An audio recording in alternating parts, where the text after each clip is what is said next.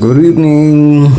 Pauwi na po tayo at narito tayo ngayon sa lungsod ng Marikina at binabagtas natin ang kahabaan ng Sumulong Highway patungo tayo ng Masinag.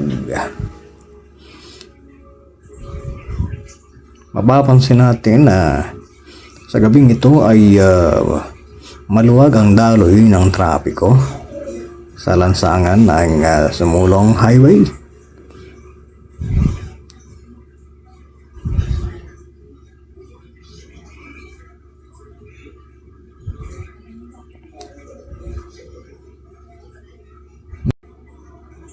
Paparating na ang Pasko.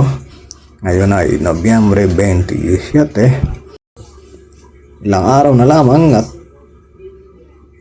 ipagdiriwang nating muli ang Kapaskuhan. Ang Pasko ay pagunita sa pagdiriwang sa kaarawan ng ating dakilang Mesiyas na siyang nagligtas, tumubos sa ating mga kasalanan. Ang kanyang dakilang pag-ibig na inilaan para sa atin. Ang pag-ibig ay dakila kaysa sa anumang bagay. Ang wikang pag-ibig ay isang kwentong kasing tanda ng mundo.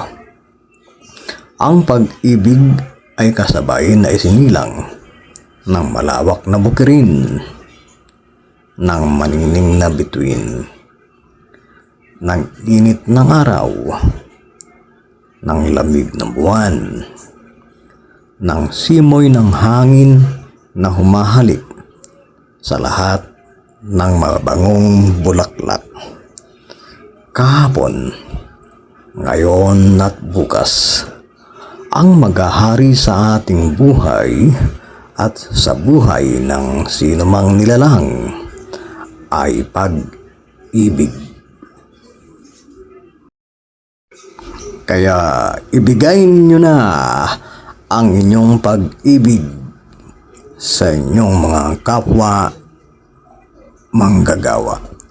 Ibigay na ang bonus para maging masaya ang Pasko ng bawat pamilyang Pilipino. Ngayong Kapaskuhan ay mahaba-haba na naman ang bakasyon natin. Saan ba ang pinaplano ninyo? Saang mga probinsya ang inyong pupuntahan? Makibahagi naman sa ating kwentuhan. Maaaring mag-comment kayo sa ibaba ng ating comment section.